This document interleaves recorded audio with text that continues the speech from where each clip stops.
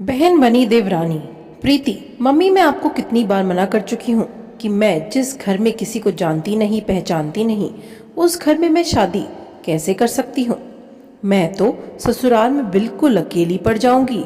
माँ, पर प्रीति बिटिया, एक ना एक दिन तो हर लड़की को अपने ससुराल जाना ही पड़ता है और ये तो हर लड़की के साथ होता ही है। ससुराल में जाकर एक दूसरे को पहचानना, सबके दिलों में जगह बनाना, सबके सबसे प्यार बांटना, यही तो रीत है।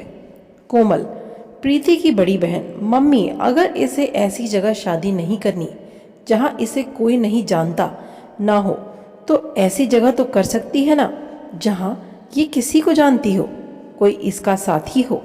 प्रीति, अरे कोमल दीदी, अच्छा हुआ आप आ गए। मम्मी को देखो ना, कब से शादी कर ले बोल रही हैं। जब मैंने बोल दिया कि मुझे अभी शादी नहीं करनी तो क्यों बार बार मम्मी जिद कर रही हैं। कोमल, ठीक ही तो कह रही है मम्मी, एक ना एक दिन तो शादी करनी ही है, तो क्यों ना समय रहते खुशी का काम ठीक ठाक हो जाए। वैसे अगर तुम कहो तो मैं तुम्हारे एक सलाह दे सकती हूँ। मेरा इकलौता देवर मोहित अभी नई नई नौकरी पर लगा है और माँ बाबूजी उसके लिए एक लड़की भी देख रहे हैं, पर मोहित को अभी कोई लड़की पसंद नहीं आ रही।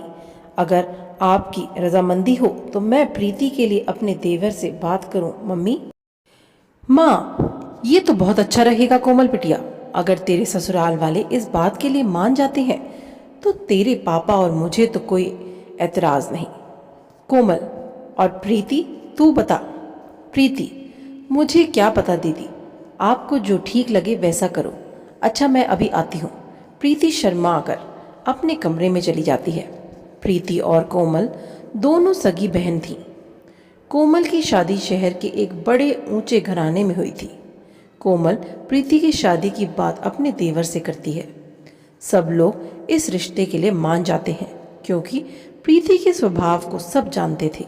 सबकी रजामंदी से खुशी खुशी रिश्ता तय हो जाता है और प्रीति और मोहित की शादी भी हो जाती है।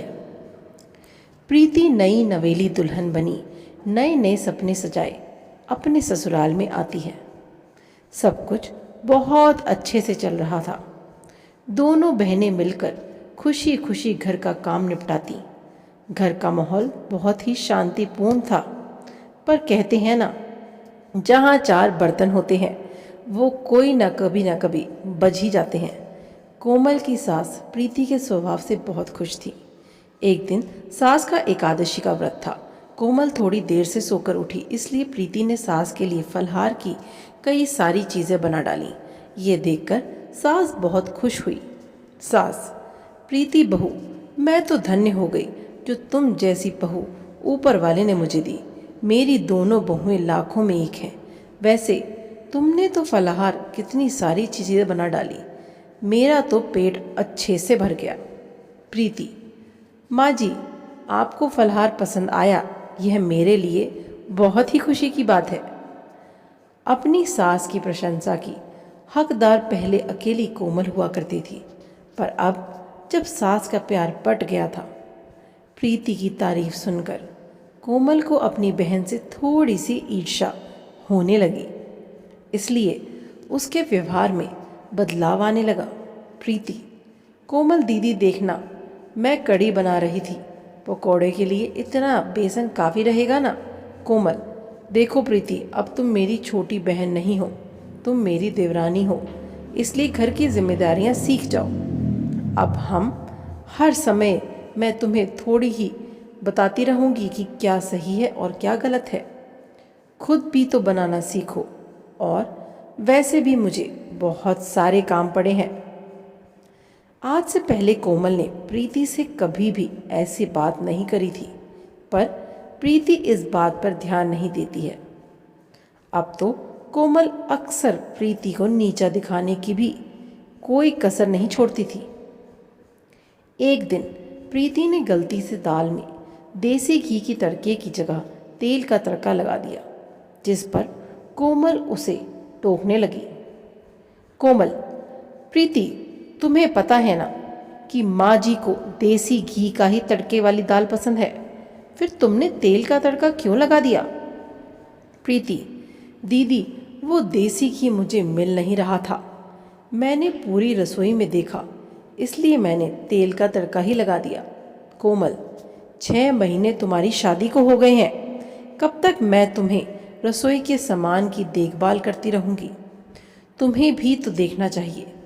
देसी घी हमेशा भंडार घर में रखा होता है। एक बार वहाँ जाकर देख लेती, कम से कम ये गलती तो ना होती। एक बात कान खोल कर सुन लो, यहाँ तुम मेरी बहन नहीं देवरानी हो। कभी ये सोचो कि दीदी दीदी करके तुम मेरी मदद लेकर घर में सबकी तरफदारी बटोरती रहोगी और मैं चुपचाप देखती रहूँगी। सास, कोई बात नहीं कोमल बहू, इस पर इतना गुस्सा होने वाली क्या बात है?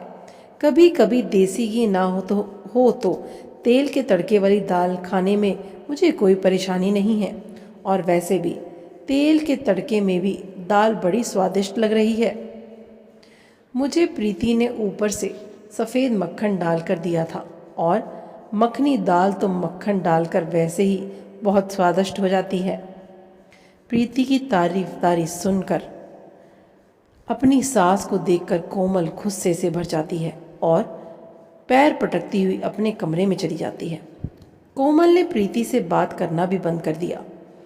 इस वजह से प्रीति का मन बहुत परेशान रहता था। कोमल की आंखों पर तो जलन की पट्टी बंधी हुई थी।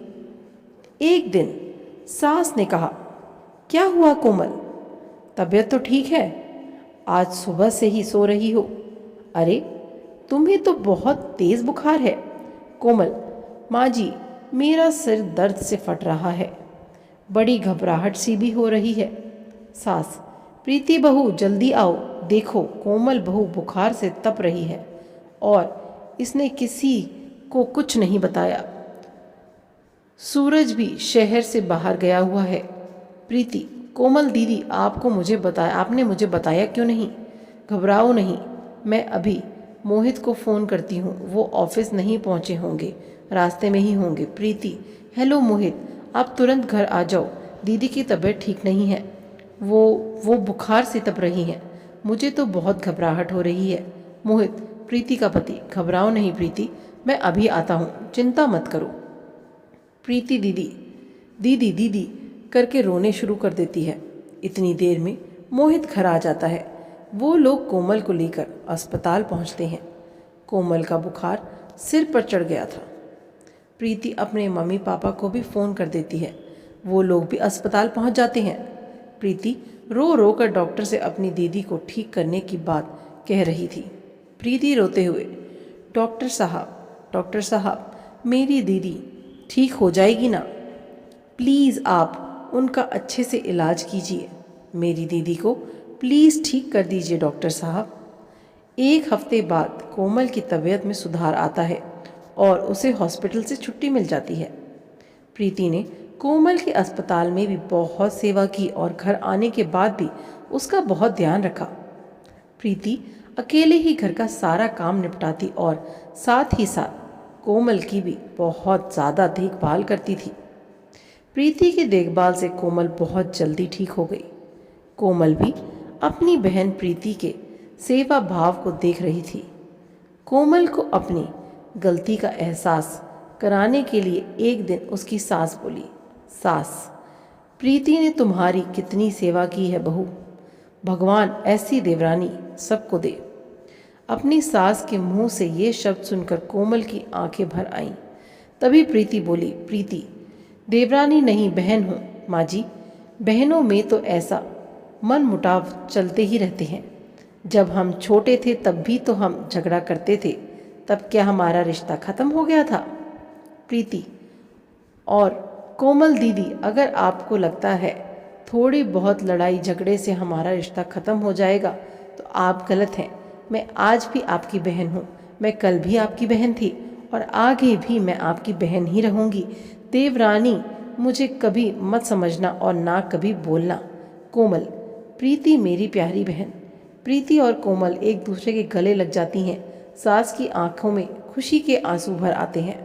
अब 2 देवरानी जेठानी नहीं बल्कि 2 बहनों का मिलन हुआ था। आशा करती हूँ आपको ये 2 बहनों की और देवरानी जेठानी की कहानी बहुत अच्छी लगी होगी। अगर आप चैनल पर नए हैं तो चैनल को सब्सक्राइब करे बिना मत जाइएगा।